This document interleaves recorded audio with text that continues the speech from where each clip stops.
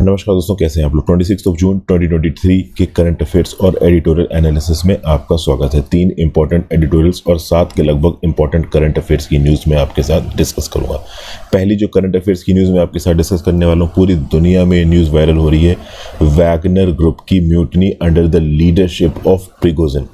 देखिए, आपको पता होना चाहिए कि पिछले कुछ महीनों से ये जो वैगनर ग्रुप का चीफ था प्रिगोजिन, ये बेसिकली ओवरऑल रशिया की सरकार को क्रिटिसाइज़ कर रहा था। येवजेनी प्रिगोजिन ने on the lines of Donetsk, जब बाखमुत सिटी के लिए बैटल चल रहा था, तब इसने इल्ज़ाम लगाया कि रशिया की सरकार आर्म्स एंड एम्यूनिशंस नहीं भेज रही है।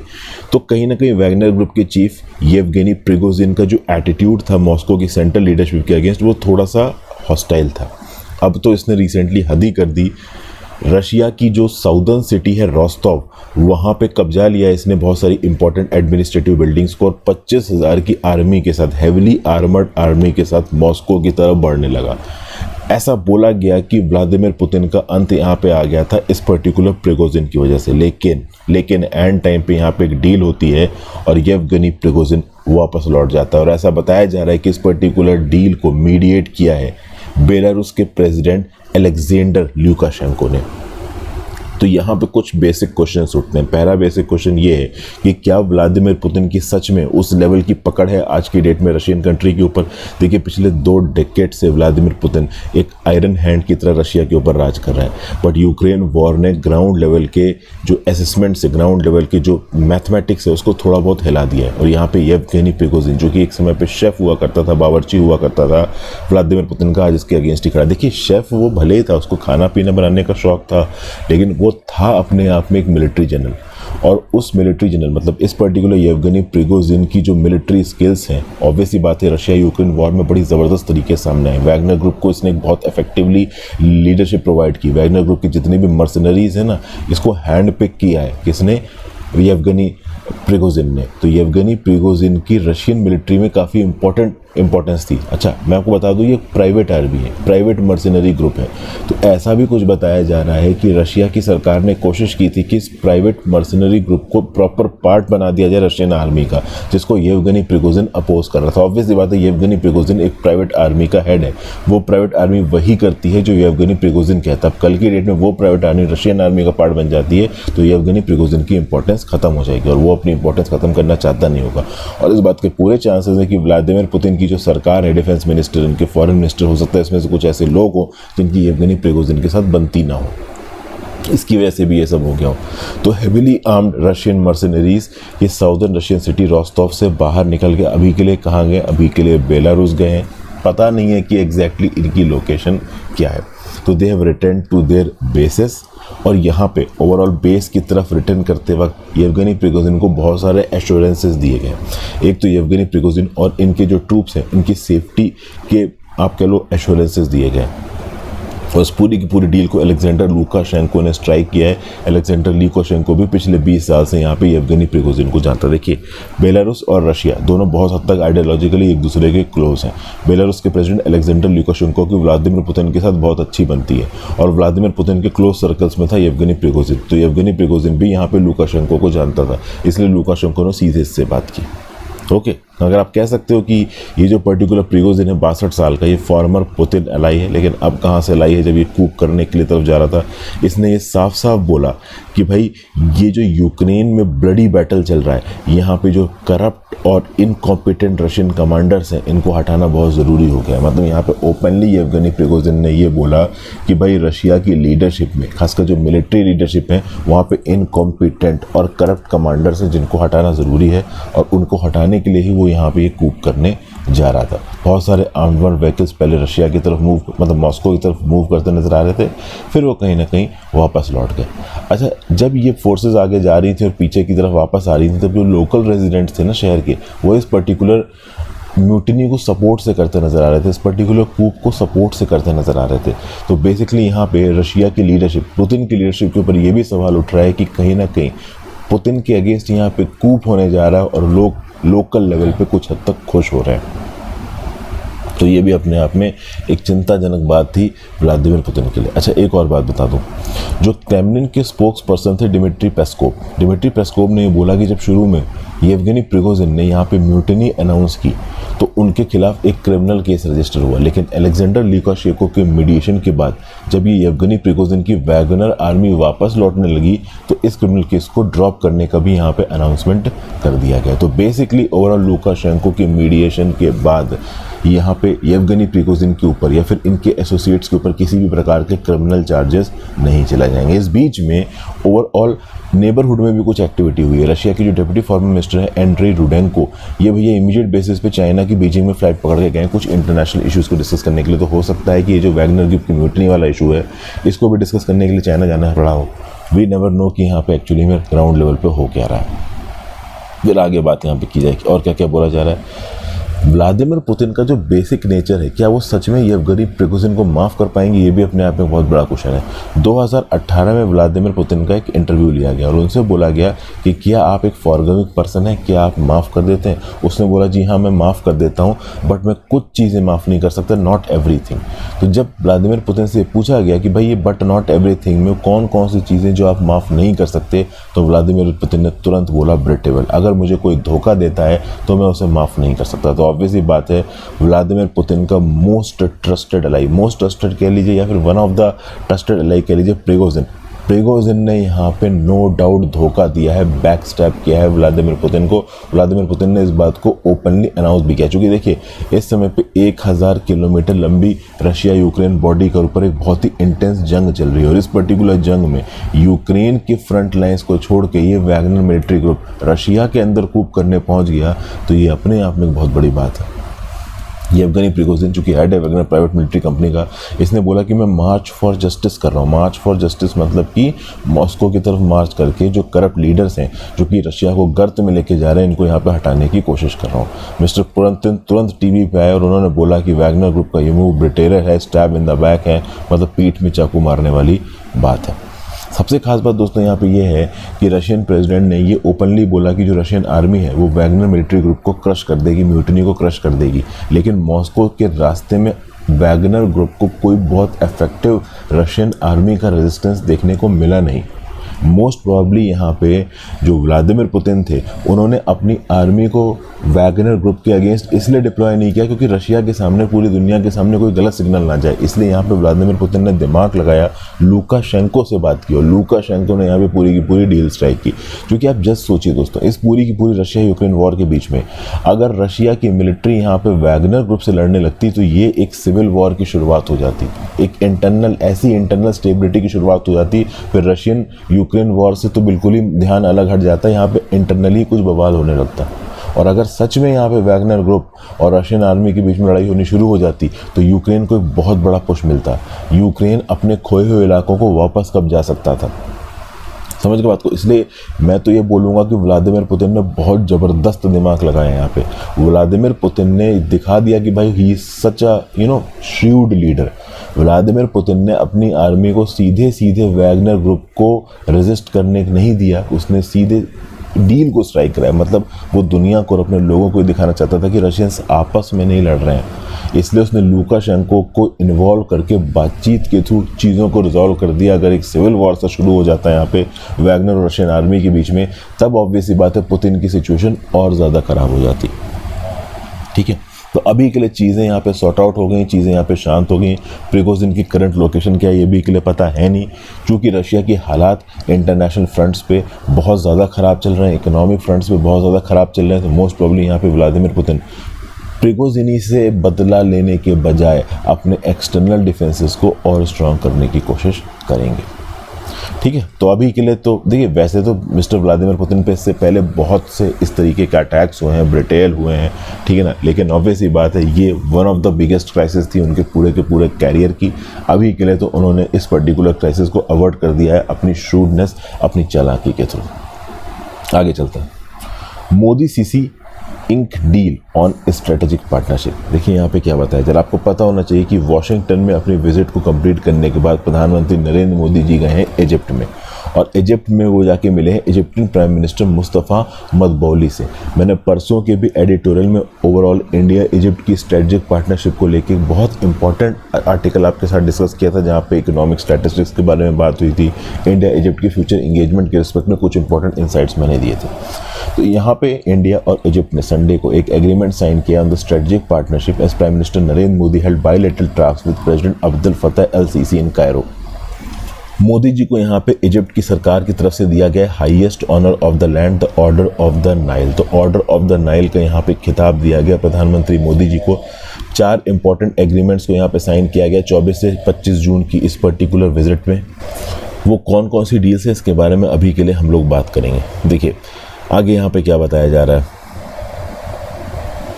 मोस्ट इंपॉर्टेंट जो अनाउंसमेंट हुआ है मोदी जी की इस इजिप्ट विजिट में वो है बायलैटरल रिलेशनशिप को एक स्टेप आगे लेके जाना। मतलब साइन किए गए हैं स्ट्रेटेजिक पार्टनरशिप के डॉक्यूमेंट पे। तो इंडिया और इजिप्ट के बीच में स्ट्रेटेजिक पार्टनरशिप के डॉक्यूमेंट पे यहाँ पे साइन किए गए।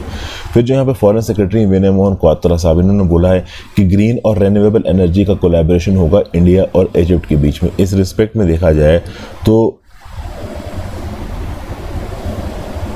ओवरऑल एक तो स्ट्रेटजिक पार्टनरशिप, उसके बाद ग्रीन और रेन्यूएबल एनर्जी की एंगेजमेंट, उसके बाद 3 मेमोरेंडम ऑफ अंडरस्टैंडिंग यहाँ पे साइन हुए एग्रीकल्चर, आर्कियोलॉजी और एंटीक्विटी के फील्ड में।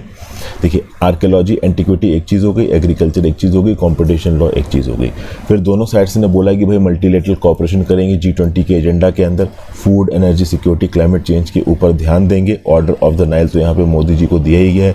इससे पहले ऑर्डर ऑफ द नाइल का खिताब दिया गया था लेट सुल्तान कबूस को, जो कि ओमान के रूलर थे, नेल्सन मंडेला और सुहार्टो फॉर्मर प्रेसिडेंट थे इंडोनेशिया के। तो ऑब्वियसली बात है बड़े इंपॉर्टेंट इंटरनेशनल पर्सनालिटीज़ को ये ऑर्डर ऑफ द नाइल दिया गया और ये ऑर्डर ऑफ द नाइल अब प्रधानमंत्री मोदी जी के पास भी है।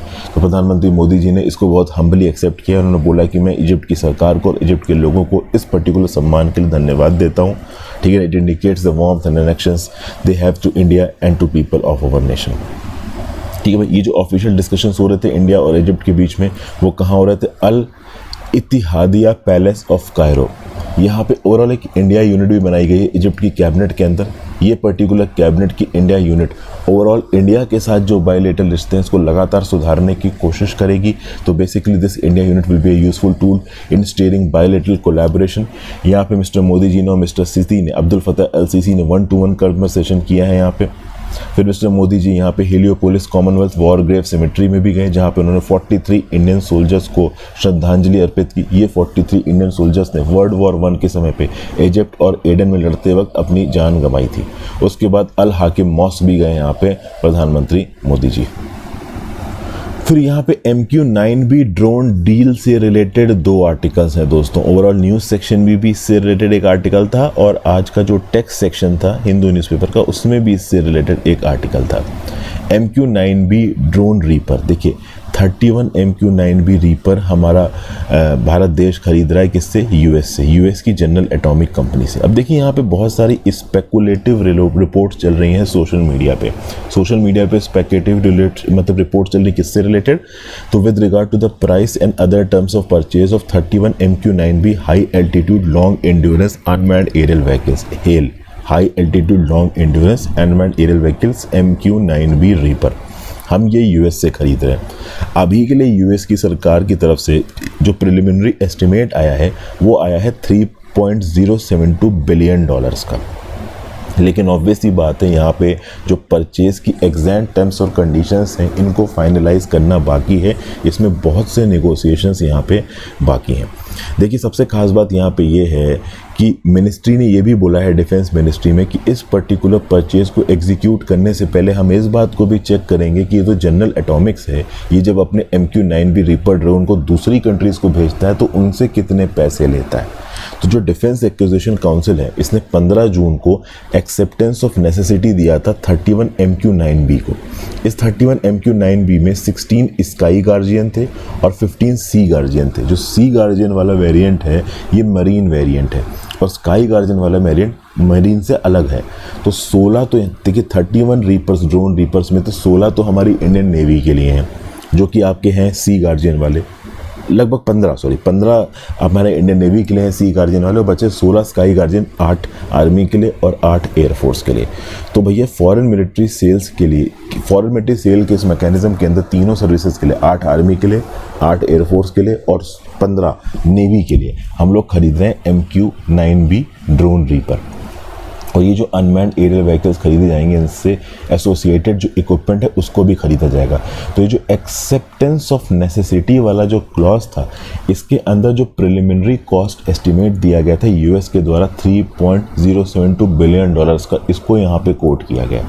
लेकिन सबसे खास बात दोस्तों यहाँ पे ये है कि यूएस सरकार का पॉलिसी अप्रूवल आएगा, उसके बाद अगर आप देखो तो भारत की सरकार की तरफ से यहाँ पे प्राइस में नेगोशिएशंस किए जाएंगे। इन नेगोशिएशंस के अंदर अभी के लिए बात की जा रही है कि इंडिया का जो इंडिजनाइजेशन वाला कंटेंट है, इसको बढ़ाने की कोशिश की जा रही है। देखिए ये जो पर्टिकुलर ड्रोन रीपर्स है ना, रीपर ड्रोन्स है ना, इनको इंडिया के अंदर असेंबल किया जाएगा। और चूँकि इंडिया के अंदर असेंबल किया जाएगा तो इसके कंस्ट्रक्शन के अंदर कुछ इंपॉर्टेंट एलिमेंट्स ओवरऑल इंडिजीनियस होंगे।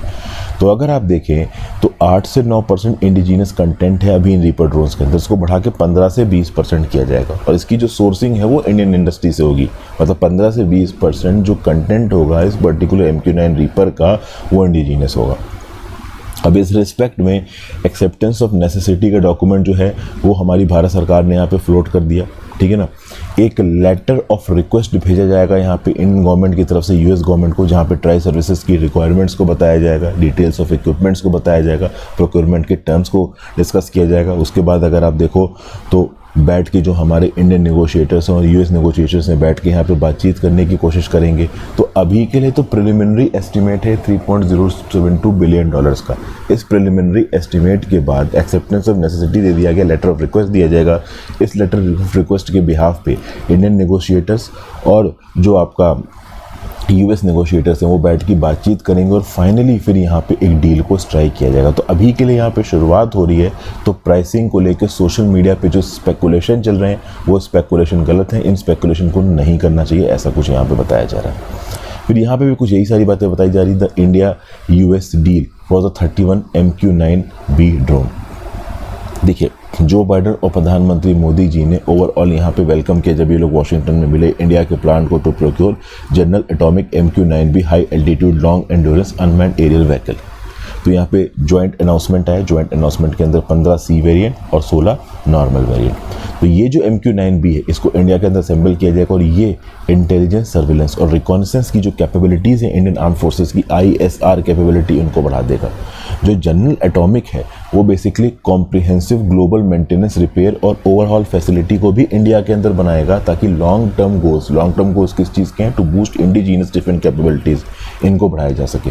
तो ये जो बेसिकली प्रोक्योरमेंट प्रोसेस है, अगर आप देखो जो डिफेंस एक्विजिशन काउंसिल है जिसको लीड कर रहे हैं डिफेंस मिनिस्टर राजनाथ सिंह साहब, इनकी एक्सेप्टेंस ऑफ नेसेसिटी में फर्स्ट स्टेप है। और उस फर्स्ट स्टेप में जो यूएस का ओवरऑल आप कह लो प्रिलिमिनरी एस्टिमेट है $3.072 बिलियन का, इसको यहाँ पे कोट किया गया। तो अभी के लिए पॉलिसी अप्रूवल आएगा, फिर जनरल एटॉमिक्स के टर्म्स एंड कंडीशंस को यहाँ पे डिस्कस किया जाएगा, पूरा का पूरा प्रोसीजर लेट डाउन होगा, नेगोशिएशंस होंगे, फिर फाइनल कॉन्ट्रैक्ट साइन होगा। Cabinet committee on security India का इस पर्टिकुलर कॉन्ट्रैक्ट को अप्रूवल देगा। इस कॉन्ट्रैक्ट के अप्रूवल में बहुत इंपॉर्टेंट कंडीशन है इंडिजनाइजेशन ऑफ 15 to 20%। मतलब ये जनरल एटॉमिक्स के रीपर जब इंडिया के अंदर असेंबल किए जाएंगे तो कम से कम 15 से 20% का कंटेंट इंडिजीनियस हो। अगर 15 से 20% कंटेंट इंडिजीनियस होगा तो देखिए होगा क्या, होगा ये कि इंडिया के अंदर भी एक बहुत बड़ी आप कह लो इकोसिस्टम को सपोर्ट मिलेगा, क्योंकि ये यूएवीज महंगे हैं। आप देख लो बिलियंस ऑफ डॉलर्स की डील है। तो इस बिलियंस ऑफ डॉलर्स की डील को ऑब्वियसली बात है आगे आने वाले समय में इंडिया के अंदर ऐसे बहुत से रीपर ड्रोन बनाए जाएंगे, हो सकता है इससे इन्फीरियर, इससे सुपीरियर बनाए जाए।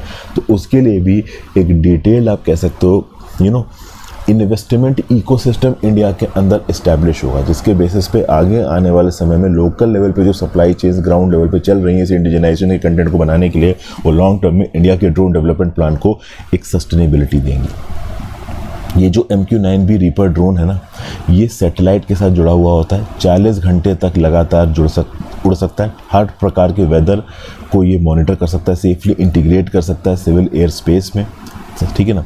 ये जो इसका सी गार्जियन वाला वेरिएंट है, मैरीटाइम वेरिएंट, ये 360 degree surface search maritime radar है, इसमें ऑटोमेटिक आइडेंटिफिकेशन सिस्टम है, सोनोबॉय मॉनिटरिंग सिस्टम है, सोनोबॉय डिस्पेंसर्स हैं फॉर पर्सिस्टेंट एंटी सरफेस और एंटी सबमरीन वॉरफेयर।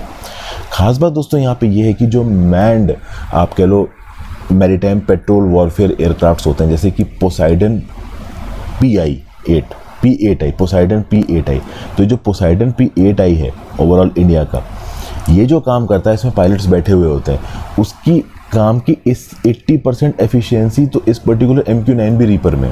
जैसे मैं आपको बता दूं, जो पोसाइडन P8I एयरक्राफ्ट है ना दोस्तों, ये एंटी सबमरीन वॉरफेयर एयरक्राफ्ट है। इसको प्रॉपर पायलट उड़ाते हैं, समुद्र के ऊपर उड़ता है। इसके अंदर से बहुत सारे रडार्स को समुद्र में डिप्लॉय किया जाता है, जिससे अंडरग्राउंड सबमरीन को ढूंढा जाता है। तो जो काम ये पोसाइडन 8I एयरक्राफ्ट कर रहे हैं, 80% इसका काम ओवरऑल ये MQ-9B रीपर भी कर सकता है। और ख़ास बात ये है कि ये 20% of the cost per hour पे वो काम करेगा। तो सबसे ख़ास बात ये है कि इंडियन नेवी के लिए बहुत इकोनॉमिकल हो जाएगा कि इन ड्रोन्स के थ्रू मैरीटाइम सर्वेलेंस किया जा सके। और जहाँ पे अगर हमें कोई प्रॉब्लम दिखती है, मान लीजिए बचाने के समय पे ओवरऑल सर्च एंड रेस्क्यू वाला कोई ऑपरेशन चल रहा है या एंटी सबमरीन वॉरफेयर वाला कोई ऑपरेशन चल रहा है, उस केस में जो प्रिलिमिनरी इंफॉर्मेशन MQ-9B रीपर के द्वारा प्रोवाइड की जाएगी, उसके बेसिस पे आप मैन्ड मिशंस को डिप्लॉय कर सकते हो, अपना एयरक्राफ्ट कैरियर भेज सकते हो, जो ओरिजिनल P8I और हेलीकॉप्टर है इनको भेज सकते हो ओवरऑल ग्राउंड लेवल पे सेफ्टी ड्रिल्स को एग्जीक्यूट करने के लिए। तो ये सब बातें ओवरऑल यहाँ पे बताई जा रही हैं, ठीक है। अगर आप देखो तो MQ-9B इंडिया के डिफेंस आर्सनल को बहुत तेज़ी से बढ़ाएगा और कहीं ना कहीं बाकी जो हमारे पास डिफेंस इक्विपमेंट्स हैं उनके साथ जेल इन कर जाएगा। जैसे फॉर एग्जांपल अगर आप देखो तो India already P8I Poseidon aircraft, AH-64 Apache attack helicopters, MH-60R multi role helicopters, इनको ऑलरेडी ऑपरेट कर रहा है। तो इनके साथ साथ यहाँ पे अगर हमारे पास MQ-9 रीपर आ जाता है तो डेफिनेटली वो इंडिया की मैरीटाइम सर्वेलेंस और हर तरीके की सर्वेलेंस की कैपेबिलिटीज़ को आगे बढ़ाएगा। वैसे देखा जाए तो 21 नवंबर 2020 को इंडिया ने लीज किए थे 2 MQ-9A जनरल एटॉमिक से ड्रोन, और इन ड्रोन्स की 10,000 घंटे की फ्लाइट टाइम भी यहाँ पे पूरी हो चुकी है। 14 मिलियन स्क्वायर माइल्स का area in particular MQ-9A drones के थ्रू इंडियन नेवी ने कवर किया। खास बात दोस्तों यहाँ पे ये कि ये ड्रोन्स हमें एक बहुत कॉम्पिटिटिव एज प्रोवाइड करते हैं। देखिए, यूएस ने इन ड्रोन्स का इस्तेमाल किया था US war on terror 9/11 attacks के बाद, अफगानिस्तान और ट्राइबल एरियाज ऑफ पाकिस्तान के ऊपर मॉनिटरिंग करने के लिए। इस समय पे आपको पता है लाइन ऑफ कंट्रोल और लाइन ऑफ एक्चुअल कंट्रोल पे इंडिया बहुत हद तक चाइना और पाकिस्तान के साथ इंगेज कर रहा है। तो चाइना की army line of actual control पे कितनी आगे आ चुकी है, उसकी मतलब जो भी उसकी फॉर्मुलेशंस हैं, सोल्जर्स की बटालियंस कहाँ पे कितनी प्लेस्ड हैं, इन सब चीज़ों को मॉनिटर करने के लिए इंडिया को अर्जेंट स्केल पे इस MQ-9B रीपर ड्रोन की ज़रूरत है, ठीक है। वैसे बता दूं, ये MQ-9B रीपर ड्रोन एक इंपॉर्टेंट यूएस की टेक्नोलॉजी है। जो RQ-1 प्रेडेटर ड्रोन्स हुआ करते थे यूएस के, जो कि यूएस एयरफोर्स ने 1995 में उड़ाए थे और 2018 में रिटायर किया, उसके बाद उनकी जगह ली थी MQ-9B रीपर ने। तो MQ-9B reaper is a very advance drone, और ये अगर एडवांस ड्रोन इंडिया को मिलता है, definitely it will be a shot in the arm for the Indian armed forces, ठीक है भाई। फिर आगे चलते हैं। Vikram Pragyan to return for another trust with win. कुछ दिन पहले मैंने अपनी एक एनिमेटेड वीडियो बना के आपको चंद्रयान 3 के मिशन के बारे में बताया था। देखिए, चंद्रयान 2 जो लूनर एडवेंचर था 2019 में, उसमें जो हमारा रोवर था वो खो गया था, रोवर लैंडर सक्सेसफुल नहीं हो पाया था। तो अब इंडिया का जुलाई में जा रहा है तीसरा मून एक्सप्लोरेशन मिशन, जिसको आप बोलते हो चंद्रयान 3। तो चंद्रयान 2 में जो लैंडर और रोवर थे, उनके जो नाम थे वही नाम दिए गए हैं चंद्रयान 3 के लैंडर और रोवर को। तो जो चंद्रयान 3 का लैंडर है, इसको भी विक्रम बोला जाएगा। विक्रम क्यों बोला जाएगा? तो it will be after the name of Vikram Sarabhai, जो कि फादर थे इंडियन स्पेस प्रोग्राम के। और जो रोवर है उसको यहाँ पे नाम दिया जाएगा प्रज्ञान। तो लैंडर का नाम है विक्रम और रोवर का नाम है यहाँ पे प्रज्ञान, ठीक है। अब खास बात दोस्तों यहाँ पे ये है कि जब चंद्रयान 2 2019 में लॉन्च किया गया था, तो इसका जो लैंड रोवर था उसके साथ जो हमारा कॉन्टैक्ट था वो टूट गया था, ठीक है ना। जैसे ही ओवरऑल विक्रम लूनर सरफेस पे पहुंचा, सॉफ्ट लैंडिंग करने की कोशिश की, वो हल्का सा क्रैश हुआ, लैंडर और रोवर के साथ जो हमारा कनेक्ट था वो टूट गया। तो इस कंटेक्स्ट में अगर आप देखो तो मिड जुलाई में LVM-3 के ऊपर, जिसको आप GSLV Mark 3 भी बोलते हैं पहले, यहाँ से लॉन्च किया जाएगा श्रीहरिकोटा से एक रॉकेट। इसमें एक प्रोपल्शन मॉड्यूल होगा जो कि लैंडर रोवर को लेके जाएगा ओवरऑल आगे एक 100 किलोमीटर की लूनर ऑर्बिट में, उसके बाद ये जो विक्रम लैंडर है ये मून के ऊपर लैंडिंग करने की कोशिश करेगा और फिर वहाँ पे रोवर प्रज्ञान को डिप्लॉय करेगा। प्रज्ञान इन सीटू केमिकल एनालिसिस करेगा लूनर सरफेस की। ठीक है, तो यहाँ पे 3 चीज़ें आपको दिख रही है, एक तो लैंडर, एक रोवर, एक प्रोपल्शन मॉड्यूल। लैंडर को बोला जा रहा विक्रम, रोवर को बोला जा रहा प्रज्ञान। ये आपको यहाँ पे पता होना चाहिए। ठीक है भाई, अब ओवरऑल इसमें कुछ इंपॉर्टेंट पेलोड्स हैं। अब आप बोलोगे पेलोड क्या होते हैं, तो जब भी देखिए इस प्रकार का कोई सैटेलाइट लॉन्च किया जाता है या फिर एक्सपेडिशन लैंडर रोवर लॉन्च किया जाता है, तो इसके ऊपर जो साइंटिफिक इंस्ट्रूमेंट्स लगे होते हैं ना, इनको आप पेलोड्स बोलते हो। ठीक है ना भाई, तो ये जो लैंडर है आपका, इस लैंडर के ऊपर 4 पेलोड्स हैं। कौन कौन से पेलोड्स हैं? एक तो है radio anatomy of moon bound hyper sensitive ionosphere and atmosphere RAMBHA, फिर एक है Chandra surface thermophysical experiment chest, फिर एक है instrument for the lunar seismic activity ILSA, और फिर एक है लेज़र रेट्रोफ्लेक्टर एरे। तो ये 4 पेलोड्स हैं किसके ऊपर? विक्रम के ऊपर, यानी लैंडर के ऊपर। उसी प्रकार से अगर आप देखो तो ये जो प्रज्ञान नाम का रोवर है, इसके ऊपर 2 पेलोड्स है, alpha particle X ray spectrometer APXS and laser induced breakdown spectroscope LIBS।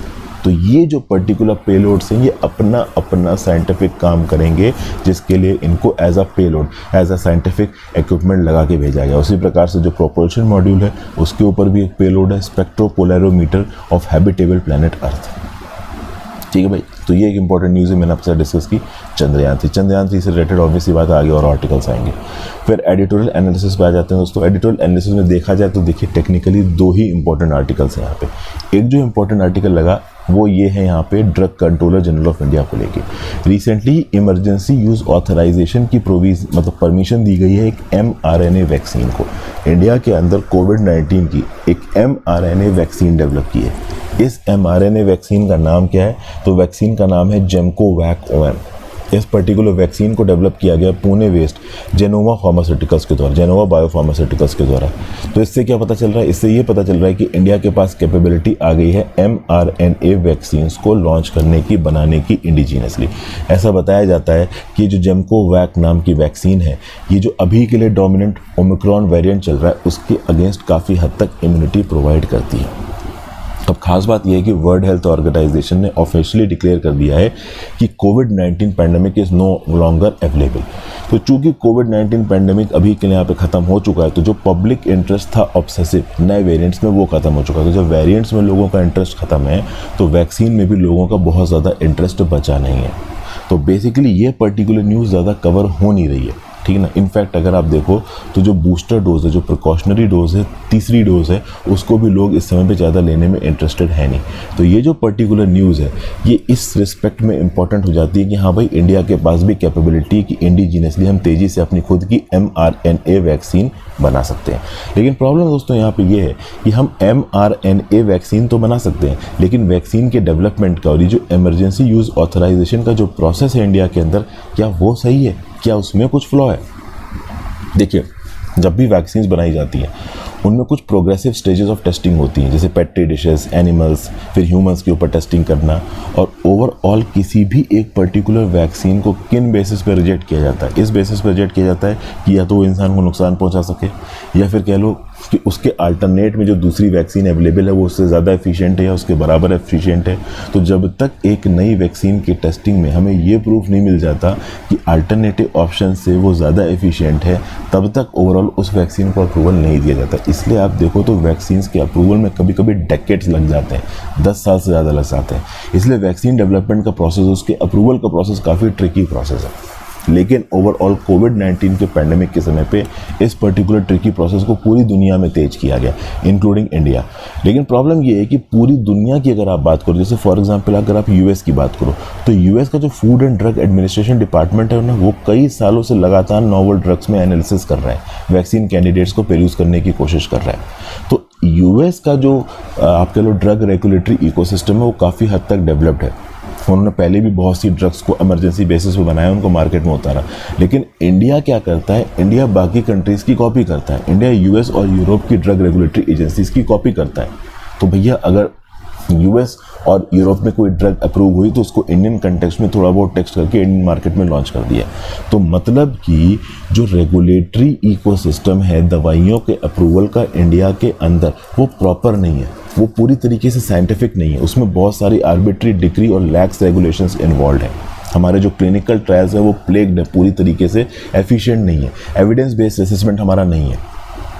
ये सब बातें यहाँ पे बोली जा रही। तो एक credible regime of faced clinical trials and independent regulation for new drugs बनाने की ज़रूरत है। ये इंडिया के अंदर इन्फेंसी में है, शुरुआती स्टेजेस में है, पूरी तरीके से मैच्योर नहीं हुआ है। तो अभी भी कोविड-19 के अप्रूवल्स को अगर देखा जाए तो इमरजेंसी यूज़ प्रोविजंस के अंदर तो दिया जाता है यूएस, इंडिया के अंदर जो इमरजेंसी यूज़ आप कह लो ऑथराइजेशन का जो रिजीम है ना, वो प्रॉपर नहीं है, फ्लेक्सिबिलिटी ठीक नहीं है। इंडिया का जो इमरजेंसी यूज़ ऑथराइजेशन का जो रिजीम है ना, वो कुछ पर्टिकुलर नियमों से निकल के आता है। ये नियम है new drugs and clinical trial rules 2019, और ये नियम भी बहुत सारे एस्पेक्ट्स में कंप्लीट नहीं है, होलिस्टिक नहीं है। तो जिस प्रकार से यूएस के food and drug administration drug testing और अप्रूवल के मैकेनिज्म को over the course of years gradually evolve कर चुका है, इंडिया उस लेवल पे इवॉल्व कर नहीं पाया। हम आज भी डेट में यूएस यूरोप की कॉपी करते हैं और उसके चलते ड्रग अप्रूवल और रेगुलेटरी मैकेनिज्म में बहुत सारे फ्लॉज अवेलेबल हैं, जिन फ्लॉज को कवर करना ज़रूरी है, बट अभी के लिए हम कर नहीं पा रहे। फिर outreach to diaspora and statesmanship, ये बात की जा रही है। आप कह लीजिए अभी स्टालिन साहब टोक्यो गए थे और सिंगापुर की विजिट पे गए थे। स्टालिन साहब मतलब एम के स्टालिन साहब, जो कि तमिलनाडु के चीफ मिनिस्टर है। तो ये तमिल डायस्पोरा को टोक्यो में एड्रेस कर रहे थे। ओवरसीज टूर था इनका मई 2023 का, सिंगापुर और जापान का। कोशिश ये थी स्टालिन साहब की कि गवर्नमेंट ऑफ तमिलनाडु के बिहाफ पे तमिल डायस्पोरा के साथ ये कनेक्ट करें, एजुकेशन, बिजनेस और एम्प्लॉयमेंट की अपॉर्चुनिटीज़ को खंगालें, तमिल लैंग्वेज की प्रोटेक्शन की बात करें। और ये बोला कि हाँ भाई, जो द्रविड़ मुनेत्र कज़गम की सरकार है, ये पूरी दुनिया के तमिल्स को प्रोटेक्ट करेगी, उनका गुडविल को ध्यान में रखेगी वगैरह वगैरह। वैसे देखा जाए दोस्तों तो तमिल डायस्पोरा दुनिया में बहुत सब्सटेंशियल नंबर में एग्जिस्टेंट है। मलेशिया, सिंगापुर, अगर श्रीलंका की बात करो तो वहाँ की इंडियन पॉपुलेशन में जो तमिल पॉपुलेशन है वो डोमिनेंट है। उसके साथ साथ they are present in good numbers in Myanmar, Mauritius, South Africa, Seychelles, Reunion islands, Fiji, Trinidad and Tobago, Guyana, Suriname, Australia, New Zealand और Gulf countries. US, Canada, Britain और यूरोप में भी बड़े तादाद में तमिल पीपल अवेलेबल है। खास बात, अगर इन तमिल लोगों की आइडेंटिटी की बात करो तो सबसे पहले तमिल आइडेंटिटी, फिर इंडियन आइडेंटिटी और तीसरी आइडेंटिटी उस कंट्री की जिस कंट्री में ये लोग सेटल्ड हैं। ठीक है, अब अगर आप देखो तो फिजी, मलेशिया और सिंगापुर से जो इंडियन डायस्पोरा है वो धीरे धीरे ऑस्ट्रेलिया, कनाडा, यूएस में जाके सेटल होने की बात कर रही है। तो बेसिकली यहाँ पे एक तमिल ऑथर ये लिखती हैं कि I am a woman with a series of countries. Obviously बात है, आपका कोई भी बैकग्राउंड, आपका तमिल बैकग्राउंड हो, आपका कन्नड़ बैकग्राउंड हो, आप नॉर्थ इंडिया के हो, किसी दूसरे स्टेट में, किसी ओवरऑल दूसरे कंट्री में जाके अगर आप सेटल डाउन होते हो तो कहीं ना कहीं उस पर्टिकुलर कंट्री के जो मूल आप कह लो सेंसिटिविटीज़ हैं उनके साथ आप जुड़ते हो, उनके हिसाब से आप इवॉल्व करने की कोशिश करते हो वगैरह वगैरह। ठीक है भाई, तो ये सब चीज़ें ओवरऑल यहाँ पे बताई जा रही हैं। ओके, अब सबसे खास बात यहाँ पे ये है कि ओवरऑल अगर आप इस पर्टिकुलर डायस्पोरा से इन लोगों के साथ जुड़ना चाहते हो तो उसके लिए आपको समझना पड़ेगा, इन लोगों के साथ एसोसिएट करना पड़ेगा। ये लोग माइग्रेट होकर जिस जगह पे भी जाके सेटल हो रहे हैं, वहाँ पे जो प्रॉब्लम्स ये लोग फेस करते हैं वो प्रॉब्लम्स आइडेंटिकल नहीं हैं। चाहे फिर उनकी न्यूमेरिकल नंबर्स की बात हो, उनके इकोनॉमिक और प्रोफेशनल अटेनमेंट की बात हो, इनकी इकोनॉमिक क्लाउड की बात हो, मेजॉरिटी माइनॉरिटी वाला एलिमेंट भी आ जाता है। ऑब्वियसली बात है, अगर आप तमिल हो और जाके किसी फॉरेन कंट्री में सेटल हो रहे हो तो आप वहाँ पे माइनॉरिटी ही कहलाओगे। ओके, लेकिन उसके बावजूद भी ओवरऑल आप वहाँ पे जो इन्फ्लुएंस रखोगे वो इस बात पे डिपेंड करेगा कि आपकी इकोनॉमिक प्रोग्रेस कैसी है, आपने politics, economics, literature, fine art, sports और साइंस की फील्ड में क्या क्या किया है। तो बहुत सारे फैक्टर्स यहाँ पे निकल के आते हैं। तो जो स्टालिन साहब ने यहाँ पे स्पीच दी है ना जाके आपका टोक्यो में, वो कहीं ना कहीं हमारे जवाहरलाल नेहरू जी की स्पीच को याद दिलाता है, जो कि मलया में दी गई थी मार्च 1946 में। उन्होंने बोला था कि जब इंडिया आज़ाद बनेगा तो इंडिया के हाथ इतने ज़्यादा बड़े होंगे ना कि दुनिया में जहाँ पे भी इंडियंस होंगे, इंडिया उनको प्रोटेक्ट कर पाएगा, अपने लोगों को। लेकिन नेहरू जी के ये स्टेटमेंट्स इमीडिएटली सक्सेसफुल नहीं हो पाए, क्योंकि सेलोन के अंदर जब आपको पता है कि श्रीलंका के अंदर सिविल वॉर हुआ तो वहाँ पे जो तमिल सेटल थे उनके अगेंस्ट अत्याचार हुआ। जो इंडियन तमिल्स वहाँ पे सेटल्ड थे उनको प्रोटेक्ट नहीं किया गया। आपको पता है कि इंडियन तमिल्स को बड़ी तादाद में ले जाकर श्रीलंका में सेटल किया गया था टी प्लांटेशंस में काम करने के लिए। लेकिन जब उनको वहाँ का नागरिक बनाने की बात है, इंडिया ने बोला श्रीलंका को कि भाई आप इन इंडियन तमिल्स को अपना नागरिक बनाइए, तो श्रीलंका की सरकार ने बोला कि भाई ये तो हमारा सोवरेन मुद्दा है। फिर बर्मा के अंदर जो इंडियन तमिल्स रहते थे उनको वहाँ से एक्सपेल किया गया। जब बर्मीज़ करेंसी को डीमोनेटाइज कर दिया गया तो वो तमिल्स अपना पैसा, अपनी ज्वेलरी तक वापस में इंडिया लेके नहीं आ पाए। ठीक है, तो श्रीलंका में, म्यांमार में, इनफैक्ट अगर आप देखो दुनिया की बहुत सी कंट्रीज़ में ओवरऑल जो इंडियंस वहाँ पे जाके सेटल्ड हुए हैं, वो तमिल हो या फिर नॉर्थ इंडिया, वो किसी भी देश के हिस्से में रहने वाले लोग हों, कहीं ना कहीं उनके अगेंस्ट डिस्क्रिमिनेशन हुआ है। हम बहुत लंबे समय तक ओवरऑल उनको प्रोटेक्ट नहीं कर पाए। उसकी एक वजह ये हो सकती है कि इंडिया की इकोनॉमिक क्लाउड दुनिया में उतनी बड़ी थी नहीं, लेकिन आज की डेट में दोस्तों इंडिया की इकोनॉमिक क्लाउड बहुत ज़्यादा बड़ी हो रही है। केंद्र की सरकार बहुत स्ट्रांग हो रही है। वैसे देखा जाए तो Indian diaspora exclusive jurisdiction of central government के अंदर आता है, but no doubt state governments भी इंडिया की पॉलिसीज़ को टुवर्ड्स इंडियन डायस्पोरा इन्फ्लुएंस कर सकते हैं। यहाँ पे बहुत ज़्यादा ज़रूरी हो जाता है कि when Tamil settled in foreign countries की बात आए, तब नरेंद्र मोदी जी की सरकार और डीएमके द्रविड़ मुनेत्र कज़गम की जो सरकार है वो आपस में एक दूसरे के साथ इंगेज करे। सिटीजनशिप अमेंडमेंट एक्ट में परसिक्यूटेड माइनॉरिटीज़ को इंक्लूड करना चाहिए था। तो for example citizenship amendment act में श्रीलंका में जो तमिल सेटल्ड हैं उनको यहाँ पे इंक्लूड नहीं किया जाता। तो जो इंडियन तमिल श्रीलंका में सेटल्ड है और ओवरऑल उनके खिलाफ वहाँ पे अत्याचार होता है, डिस्क्रिमिनेशन होता है, इस सिटीजनशिप अमेंडमेंट एक्ट में उनको भी इंडिया के अंदर आने की परमिशन देनी चाहिए थी। ऐसे इंडियन तमिल रिफ्यूजीज़ लगभग 29,500 हैं श्रीलंका के अंदर। तो बेसिकली यहाँ पे एक एमिकेबल सॉल्यूशन ढूंढने की ज़रूरत है। नो डाउट यहाँ पे स्टालिन साहब तमिल कम्युनिटी के साथ पूरी दुनिया में जाके एंगेज कर रहे हैं, बट पूरी दुनिया में सेटल्ड तमिल कम्युनिटी की अगर मदद करनी है तो डीएमके की सरकार और नरेंद्र मोदी जी की सरकार को आपस में एंगेज करना पड़ेगा। ये तमिल कम्युनिटी जो डायस्पोरा है, मैं इंडिया के अंदर रहने वाले तमिल्स की बात नहीं कर रहा हूँ, फॉरेन में रहने वाले तमिल्स की बात कर रहा हूँ, ये अपनी इकोनॉमिक प्रोग्रेस के हिसाब से, अपनी स्किल्स के हिसाब से अलग अलग इन्फ्लुएंस को एक्सरसाइज करते हैं। तो इस इन्फ्लुएंस को चैनलाइज करने की ज़रूरत है। At the same point of time इसको इंडिया के रूट्स के साथ जोड़े रखने की ज़रूरत है और उनके साथ इंगेज करने के लिए तमिलनाडु की सरकार और केंद्र की सरकार दोनों को मिलकर काम करना चाहिए। तो ये सारी बातें यहाँ पे बताई गई। दोस्तों तो यहाँ पे मैं अपने लेक्चर को ख़त्म करता हूँ। आई होप आपको कुछ ना कुछ यूज़फुल यहाँ पे जानने को मिला हो। यहाँ पे एक और टॉपिक है दोस्तों, Manipur. This is not a time for finger Poynting. अब इस पर्टिकुलर आर्टिकल में दोस्तों मीती और कुकी दोनों के रिस्पेक्ट्स में यहाँ पे प्रदीप फॉर्मजॉम बोल रहे हैं। मतलब बेसिकली इनका ये बोलना है कि मणिपुर में जो बवाल चल रहा है जिसमें 120 लोगों की जान गई है और 45,000 लोग डिस्प्लेस हो गए हैं, टेम्परेरी कम्युनिटी रिलीफ कैंप्स में रह रहे हैं, इसमें जो कुकी और मीती आपस में एक दूसरे के साथ लड़ रहे हैं। वैसे तो देखिए ये बोलना बहुत आसान है कि इन दोनों कम्युनिटीज़ को एक साथ बैठना चाहिए, एक दूसरे के साथ बातचीत करना चाहिए, प्रॉब्लम को रिजॉल्व करने की कोशिश करना चाहिए। This is easier said than done, क्योंकि आप बोल बहुत आसानी से देते हो, पर जब करने की बात आती है तो अंदर के इनहेरेंट डिफरेंसेस इतने ज़्यादा बड़े हैं कि आप कैचअप नहीं कर पाओगे। मीती के रिस्पेक्ट में बोल रहे हैं कि मीतीज़ के अगेंस्ट शुरू में अत्याचार हुआ, ऐसा यहाँ पे बताया जा रहा है। बहुत लंबे समय से जो मीतीज़ हिल इलाके में रहते थे, इन हिल इलाके से निकाल के इन मीतीज़ को बाहर फेंका गया।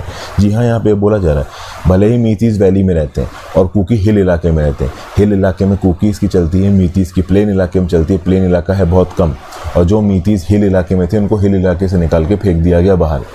कहीं ना कहीं इनके अगेंस्ट पहले अत्याचार भी हुए। तो इसीलिए आज की डेट में जो मीती कम्युनिटी की जो आप कह लो फ्रस्ट्रेशन है, वो फ्रस्ट्रेशन यहाँ पे सामने सामने निकल के आ रही है, ठीक है ना। और इसी रिस्पेक्ट में ओवरऑल मीतीज़ यहाँ पे वॉयलेंस को उतर पाए।